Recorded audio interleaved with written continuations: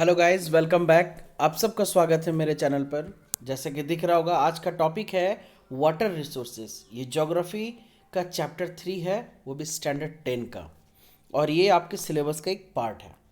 चलिए शुरुआत करती है। छोटा सा टॉपिक है, बहुत ही सिंपल टॉपिक है। इसमें से गिने चुने क्वेश्चन ही आते हैं, ज़्यादा क्वेश्चन का ये टॉपिक नहीं है।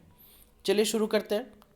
ये चैप्टर का शुरुआत है वाटर से। इसमें बेसिकली हम लोग को पानी और पानी से जुड़े हुए प्रॉब्लम्स के बारे में पढ़ना है, और उन प्रॉब्लम्स को कैसे टैकल कर सकते हैं उसके बारे में पढ़ना है। चलिए स्टार्ट करते हैं। फर्स्ट टॉपिक है हमारा कि वाटर।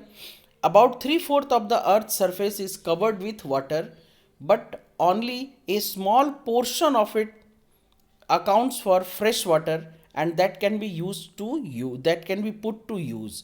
मतलब हम सबको तो पता है कि अर्थ का 3/4 पार्ट अगर बांटे तो 3/4 पार्ट पानी से ही भरा हुआ है, सिर्फ एक ही पार्ट लैंड है।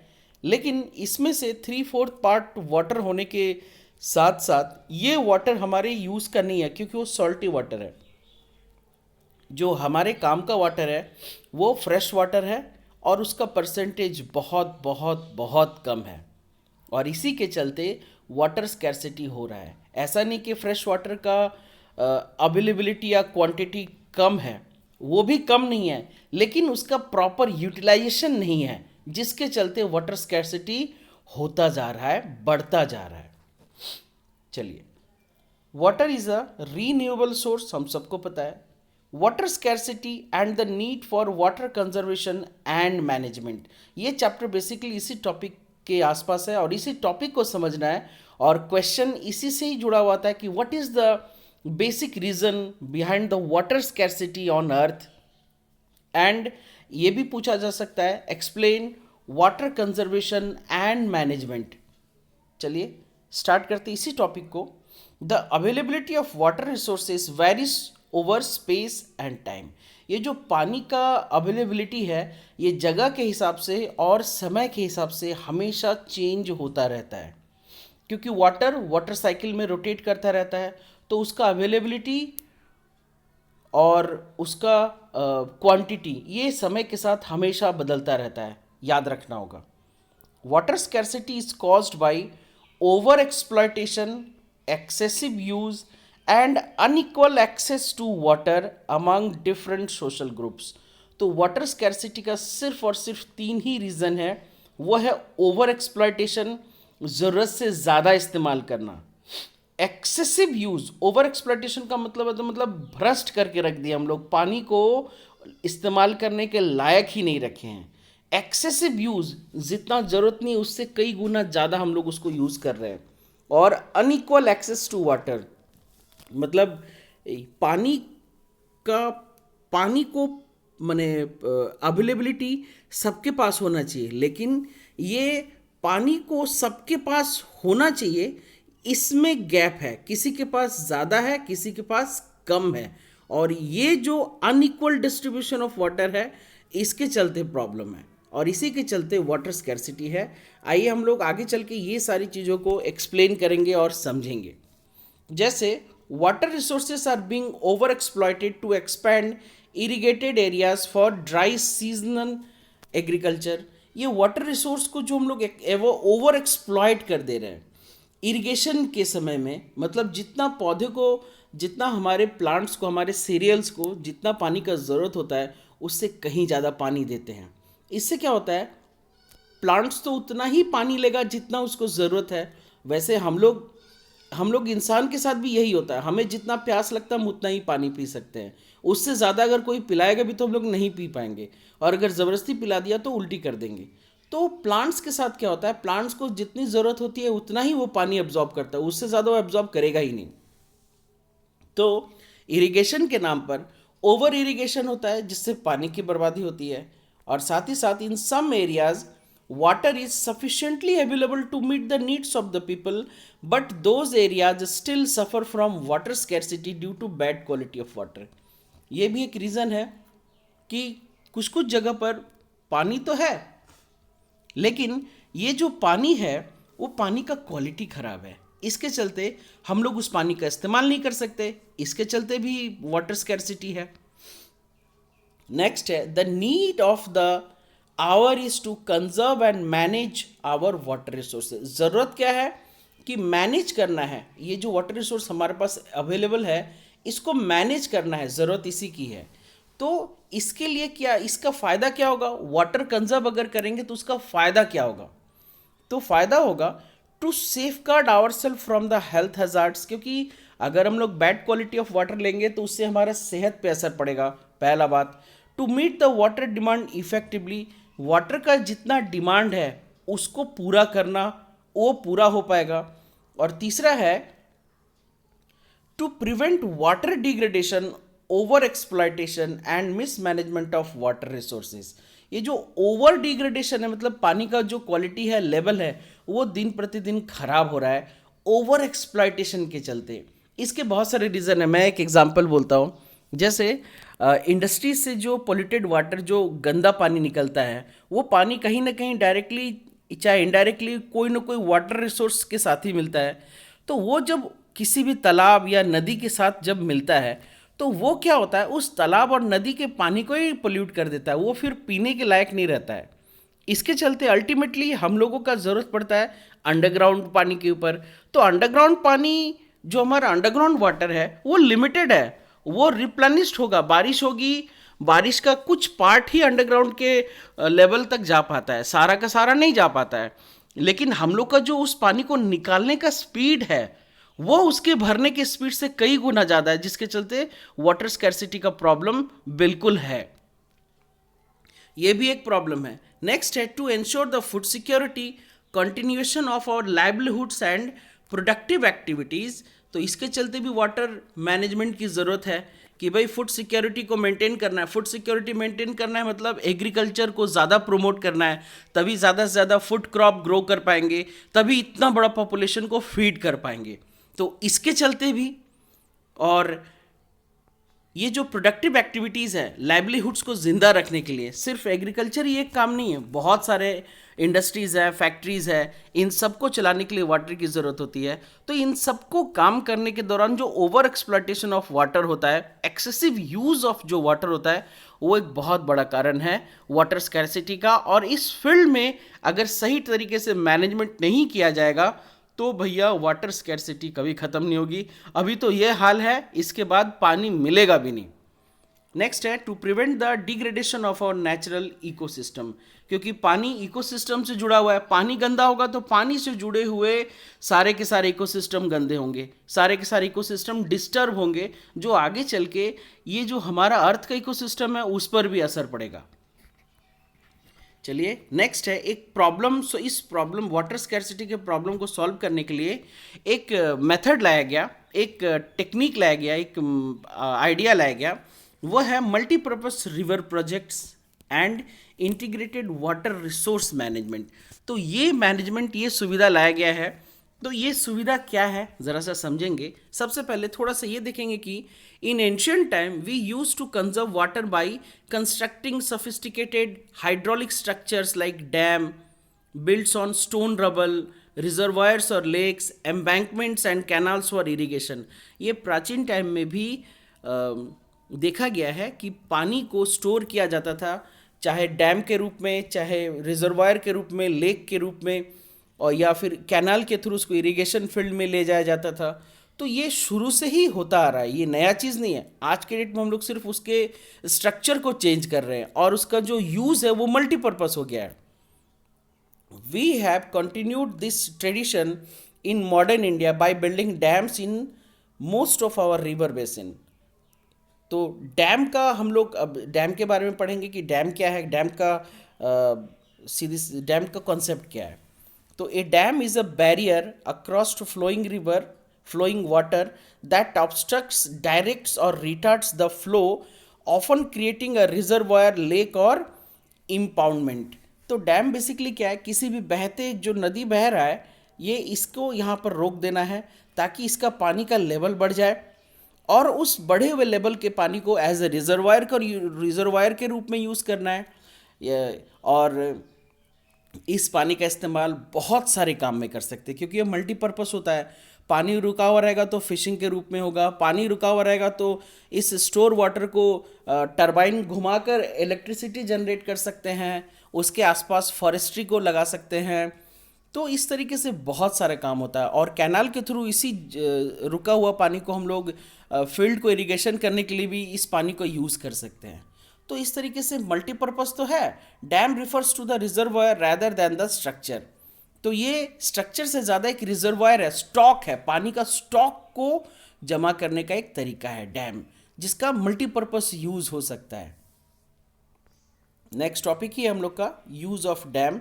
डैम का क्या क्या यूज है? Dam are basically built to impound river and rain water that can be used later to irrigate the agricultural field, हम लोग पहले डिस्कस कर चुके हैं। For electricity generation, for water supply, for domestic and industrial use, दोनों काम के लिए इसका आ सकता है। फ्लड कंट्रोल, बाढ़ को भी कंट्रोल कर सकता है। अगर डैम रखेंगे तो जितना ज़्यादा मेरा डैम का कैपेसिटी होगा वो बाढ़ को उतना ज़्यादा कंट्रोल करेगा। नेक्स्ट है recreation, inland navigation and fish breeding. तो ये सारा काम डैम के मल्टीपर्पज़ रूप है। आपके पास अगर 2 या 3 नंबर का क्वेश्चन आएगा कि what are the uses of dam, तो ये सारे पॉइंट्स लिखकर आप बिल्कुल झंडा गाड़ सकते हो। चलिए इसी के नेक्स्ट टॉपिक में आते हैं, वो है side effects of creating dam. ये हम लोग बहुत पहले से बोलते आ रहे हैं, दुनिया में ऐसा कोई चीज़ नहीं है जो अच्छा है तो बुरा नहीं है, मतलब हर सिक्के के 2 पहलू होते हैं। तो हमने अभी तो डैम का गुड पार्ट देखा कि उसका यूज़ क्या क्या, यूटिलाइजेशन क्या क्या है। अब हम लोग देखेंगे side effect of creating dams. Dam का साइड इफ़ेक्ट क्या है? Regulating and damming of reverse affect there natural flow. एकदम सीधी सी बात है कि ये जो नदी का पानी को हम लोग जो रोक रहे हैं, इससे क्या होता है, नदी का जो नेचुरल फ्लो होता है ना, उस पर असर करता है। Poorer the habitats of the reverse aquatic life, इससे रिवर का जो एक्वेटिक लाइफ है उसको हार्म करता है। जैसे मैं आपको समझा रहा हूँ, ये रिवर ऐसे फ्लो कर रहा है, इस तरीके से यहाँ पर मैंने डैम बना दिया, तो पानी का लेवल को हम लोग यहाँ पर कम ज़्यादा कर सकते हैं। जब भी हम लोग कम करेंगे तो यहाँ जितना पानी जाना चाहिए था उतना नहीं जाएगा, मतलब यहाँ का जो एक्वेटिक सिस्टम है वो डिस्टर्ब होगा।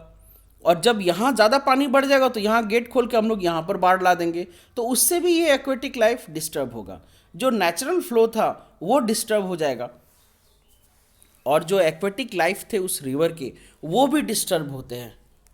लेकिन इंसान है ना, हम लोग सिर्फ अपने बारे में ही सोचते हैं, अपना बेटरमेंट के बाद हम लोग दूसरे के बारे में सोचते हैं। Fragment rivers make it difficult for aquatic fauna to migrate, क्योंकि ये जो हम लोग रिवर के ऊपर डैम बनाते हैं, पानी को स्टोर करते हैं, तो जितना पानी उसके नेक्स्ट स्टेप में जाना चाहिए था, नेक्स्ट पार्ट में जाना चाहिए था, उतना जा नहीं पाता है। इससे क्या होता है, जो एक्वेटिक फौना है वो माइग्रेट नहीं कर पाता अच्छे तरीके से, और अल्टीमेटली वो धीरे धीरे किसी न किसी तरीके से वो एंडेंजर्ड हो जाता है, फिर उसके बाद पूरी तरीके से एक्सटिंक्ट हो जाता है। Dams created on the floodplains submerge the existing vegetation and soil, leading to the decomposition over a period of time. तो जहाँ पर आप डैम कंस्ट्रक्ट करते हो वहाँ का पूरा, क्योंकि डैम कंस्ट्रक्ट करना तो बहुत सारा जगह चाहिए, तो वहाँ का जो ज़मीन है, वहाँ का पेड़ पौधा जंगल जो भी है वो पूरी तरीके से नष्ट हो जाता है। वहाँ का जो मिट्टी होता है वो भी बहुत ज़्यादा अच्छा नहीं हो पाता है, क्योंकि एक्सेस वाटर मिलने के चलते वो भी अपना जो नेचुरल प्रॉपर्टी होता है वो भी स्टोर नहीं कर पाता है, वो भी नेचुरल प्रॉपर्टी को लॉस कर जाता है। इस तरीके से क्या होता है, जो वहाँ का जो फ्लोरा और फौना का कंडीशन होगा, क्योंकि मान लीजिए इस जगह पर मैंने डैम बनाया तो ये इतना छोटा सा तो नहीं रहेगा, ये तो बहुत चौड़ा होकर डैम बनेगा। तो डैम होगा तो काफ़ी बड़ा एरिया लेकर बनेगा, तो आप इस पूरे एरिया को डिस्टर्ब कर दिए हो। एक डैम के चक्कर में आपने यहाँ का फ्लोरा फौना, जंगल, पेड़, जंगल से जुड़े हुए एनिमल्स होंगे, उन सबको आपने डिस्टर्ब कर दिया। और साथ ही साथ उस जगह पर जो लोकल लोग रहते होंगे उस जंगल में या फिर उस जगह के आस उस गांव में, तो उन लोगों का भी तो घर छीन गया, जानवरों का तो घर छीना ही, इंसानों का भी घर छीन गया। तो उस जगह पर हो सकता है बहुत सारे गांव के लोग अपने एनिमल को ग्रेज करते हो, उनका वो जगह छीन जाएगा। तो एक ये भी इसका डैम का प्रॉब्लम है। Creating of large dams has been cause of many new environmental movements like the Narmada बचाओ आंदोलन एंड द टेहरी डैम आंदोलन। ये बता देता हूँ, नर्मदा बचाओ आंदोलन और टेहरी टेहरी डैम और नर्मदा डैम, ये दो डैम बन रहा था, एक नर्मदा रिवर के ऊपर और एक टेहरी रिवर के ऊपर। तो यहाँ के लोगों ने इस चीज़ को देखा, ये मध्य प्रदेश के एरिया में आता है, कि ये डैम बनने से यहाँ का पूरा जंगल नष्ट हो जाएगा, जंगल में जुड़े हुए एनिमल्स नष्ट हो जाएंगे, और उस जंगल के ऊपर डिपेंडेंट जो वहाँ के लोकल गांव वाले थे उनके जीवन पर भी बहुत बुरा असर करेगा। उनको पूरा जंगल खत्म हो जाएगा, डैम बनेगा तो उनको जो जंगल के ऊपर उनका डिपेंडेंसी था, जो फॉरेस्ट प्रोडक्ट्स वो यूज़ करते थे, अपने एनिमल्स को ग्रेस करने के लिए लेकर जाते थे, ये सब नष्ट हो जाएगा। इसलिए इन लोगों ने नर्मदा बचाओ आंदोलन स्टार्ट किया और अपने आंदोलन में ये कामयाब भी रहे। अल्टीमेटली गवर्नमेंट को वो प्रोजेक्ट बंद करना पड़ा। वैसा ही टेहरी डैम भी आंदोलन वैसा ही हुआ, ये भी उस जगह के लोकेशन पर हार्मफुल इफेक्ट्स कर रहा था, जिसके चलते लोगों ने आंदोलन किया और इस प्रोजेक्ट को बंद भी करवा दिया। तो ये अभी भी सोचने का विषय है गवर्नमेंट के लिए। अगर वो किसी तरीके से कन्विंस कर पाए तो डैम बनेगा। जाहिर सी बात है, डैम बनेगा तो फायदा होगा तो नुकसान भी होगा। इस कंडीशन में नुकसान ज़्यादा हो रहा है, इसलिए लोग प्रोटेस्ट कर रहे हैं। Many times local people had to give up their land. ये तो जो प्रॉब्लम मैंने भी बताया, क्या कि डैम बनाना तो ज़मीन तो देना पड़ेगा ना। Livelihood and their control over the resources for the construction of the dam. पूरी तरीके से उनका रिसोर्स खत्म हो जाता है, उनका ज़मीन, उनका जीवन, लाइवलीहुड सब नष्ट हो जाता है। Most of the objections of the projects arose due to their failure to achieve the purpose for which they are built। ये लाइन का बहुत ही सिंपल सा मतलब है कि बहुत सारे प्रोजेक्ट्स फेल इसलिए हो जाते हैं क्योंकि जिस मकसद से उस प्रोजेक्ट को शुरू किया जाता है वो मकसद वो पूरा नहीं कर पाता है, जिसके चलते ये बहुत बड़े बड़े प्रोजेक्ट से वो फेल हो गया है। Most of the dams were constructed to control flood. सीधी सी बात है, बहुत सारे डैम्स को इसलिए बनाया गया है ताकि वो फ्लड को कंट्रोल कर सके, बाढ़ को कंट्रोल कर सके। लेकिन these dams have triggered the flood.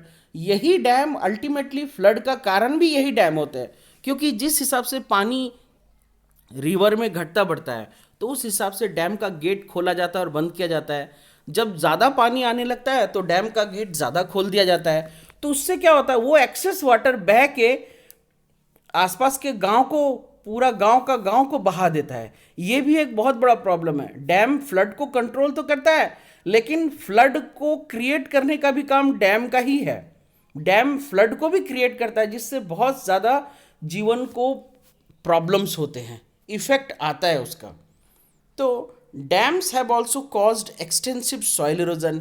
इतना ज़्यादा पानी स्टोर करेगा तो आसपास के सॉइल को तो इरोड करेगा ही करेगा।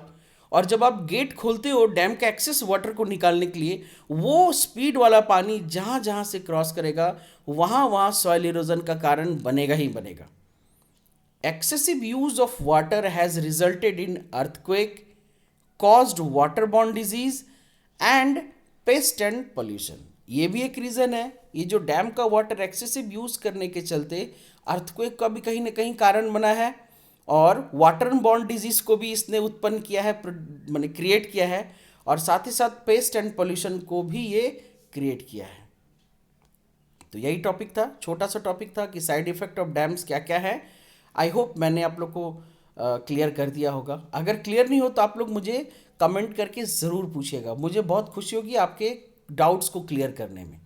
और अगर कोई मेरे चैनल में नए हैं तो प्लीज़ पूरा वीडियो देखिए, फिर उसके बाद अगर आपको अच्छा लगता है तो सब्सक्राइब कीजिए, साथ ही साथ लाइक और शेयर ज़रूर कीजिएगा। इससे हम लोगों का हिम्मत और हौसला बहुत ज़्यादा बढ़ता है। और सिर्फ मेरा तो टारगेट ही, लक्ष्य ही यही है कि एजुकेशन को ही प्रमोट करना, सिर्फ और सिर्फ एजुकेशन। मेरे वीडियो के माध्यम से स्टूडेंट्स लोगों को खासकर इतना फ़ायदा हो, इस वीडियो को देखने के बाद उनके दिमाग में पूरा चैप्टर इतना इजीली छप जाए कि मतलब उनको और बुक्स देखने की ज़रूरत नहीं हो, और सीधा वो क्वेश्चन को डील करने के लायक बन जाए। बस यही मकसद है मेरा। नेक्स्ट टॉपिक है रेन वाटर हार्वेस्टिंग। ये बहुत ही कॉमन टॉपिक है, शुरू से हम लोग करते आ रहे हैं कि बारिश के पानी को बचाना है और उसको रिसाइकिल करना है ताकि वो लंबे समय तक हमारे काम में आता रहे। Rain water harvesting is a simple method by which rainfall is collected for future usage. The collected rainwater may be stored, utilized in different ways of directly used for the recharge purpose. Different methods adopted in different areas for rain water harvesting. हम लोग सभी को जानते हैं बारिश को store करना है तो अलग अलग तरीके का मेथड यूज़ किया जाता है रेन वाटर को हार्वेस्ट करने के लिए। जैसे इन हिल mountain regions people have built diversion channels like the gulls or kulls of the western himalayas for agriculture। ये लोग गुल और कुल टाइप का बनाते हैं। ये बेसिकली क्या होता है, वेस्टर्न हिमालयाज में ये तरीका यूज़ किया जाता है। ये एक नंबर का फिल इन द ब्लैंक्स पूछा गया है। गुल्स और kuls are a dash type of system, तो वहाँ पर आपको लिखना होगा रेन वाटर हार्वेस्टिंग सिस्टम, ये पूछा गया है। नेक्स्ट है rain roof top rain water harvesting, तो is completely practice to store drinking water particularly in the Rajasthan, क्योंकि राजस्थान एक ऐसा जगह है, राजस्थान का नाम आते ही पता चलता है कि वो रेगिस्तान है। बिल्कुल सही बात है, राजस्थान रेगिस्तान तो है लेकिन है नहीं था। राजस्थान अब रेगिस्तान नहीं है।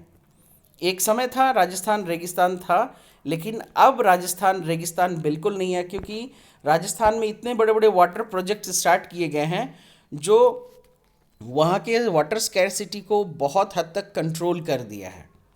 नेक्स्ट है roof top rain water harvesting, ये बेसिकली राजस्थान का ही है। सॉरी, ये कंप्लीट हो चुका था। तो जैसे हम लोग का घर का छत होता है, इस छत पर ये लोग या तो इस जगह पर माने पानी को कंट्रोल, माने पानी को जो बह के आ रहा है इसको कलेक्ट करते हैं, ये भी है। या फिर छत के ऊपर जिनका फ्लैट छत है वहाँ पर ये लोग पानी को कलेक्ट करने का कुछ व्यवस्था करते हैं अलग से, जिससे बारिश का पानी स्टोर होता रहता है। और घर के बिल्कुल ये पाइपलाइन के थ्रू घर के बेसमेंट में इस पानी को इकट्ठा करते हैं ताकि ये लंबे समय तक यूज़ हो सके और उन्हीं के यूज़ में आ सके। तो ये व्यवस्था राजस्थान के लोगों ने किया है, ये समझदारी दिखाई है, एक अच्छा कदम लिया है। नेक्स्ट है in the flood plains of Bengal people developed inundation channel to irrigate their field. तो जहाँ पर बाढ़ टाइप का आता है वहाँ पर लोगों ने इनुडेशन चैनल्स बनाए हैं जिससे वो बाढ़ के पानी को फील्ड इरिगेशन करने में यूज़ कर सके। तो ये बेसिकली उस जगह पर होता है जहाँ पर एग्रीकल्चर बहुत अच्छा होता है। नेक्स्ट है in arid and semi arid regions. Arid और सेमी एरिड रीजन का मतलब जहाँ बारिश कम होता है। Agricultural fields were converted into rain fed storage structure that allowed the water to stand and moisture the soil. मतलब ये हम लोग के झारखंड में इसको डोभा कहते हैं। जैसा लोगों का ज़मीन है ना, ज़मीन के प्लॉट में इस तरीके से गड्ढा खोद देते हैं, इस तरीके से गड्ढा खोद के छोड़ देते हैं चारों तरफ या आसपास में। इससे क्या होता है, बारिश का पानी ज़्यादा समय के लिए उसमें जमा हो जाता है और उससे क्या होता है, वो पानी वो उस एरिया के मिट्टी को ज़्यादा देर तक नमी बनाए रखने में हेल्प करता है। तो इस तरीके का जुगाड़ भी मिट्टी को बहुत दिन तक नमी दे के रखता है, उससे खेती भी अच्छी होती है। तो stand and moisture the soil such as khadins in Jaisalmer and johads in other parts of Rajasthan. तो उस टैंक पानी का स्टोरेज टैंक का नाम है, वहाँ का लोकल नेम है।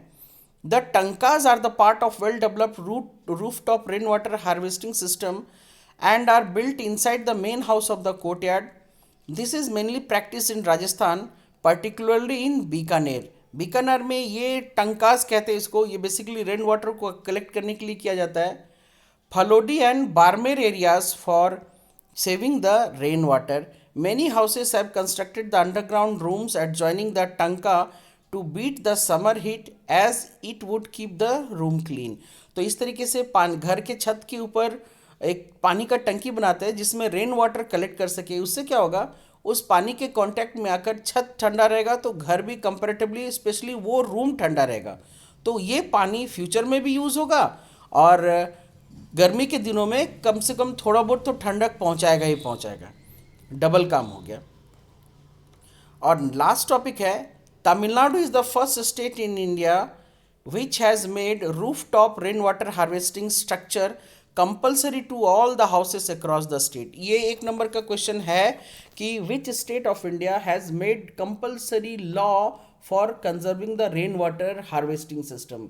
तो तमिलनाडु, वैसे भी वहाँ का एजुकेशनल परसेंटेज सबसे ज़्यादा है, केरल में सबसे ज़्यादा है, केरल से थोड़ा कम है, लेकिन हम लोगों के एरिया से तो बहुत ज़्यादा है। पढ़े लिखे लोग हैं, समझदार लोग हैं, इनोवेटिव आइडियाज़ हमेशा यूज़ करते हैं।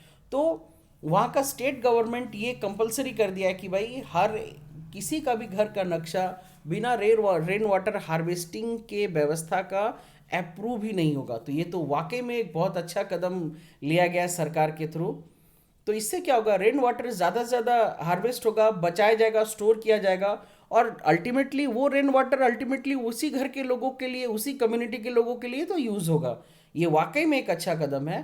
These are the provisions to punish the defaulter, और साथ ही साथ अगर कोई नहीं बनाता है तो उसको पनिशमेंट भी मिलता है। सोचिए गवर्नमेंट कितना जागरूक है, कितना सही काम कर रही है। चलिए आपका टॉपिक खत्म हो गया। मिलते हैं फिर से कुछ एक बढ़िया सा चैप्टर के साथ, बढ़िया सा वीडियो के साथ। वीडियो अगर अच्छा लगे तो लाइक और शेयर ज़रूर कीजिएगा, और अगर कोई सुझाव देना हो तो मुझे कमेंट ज़रूर कीजिएगा। मिलते हैं फिर से अगले वीडियो में। तब तक अपना ख्याल रखिए। बहुत बहुत धन्यवाद। जय हिंद।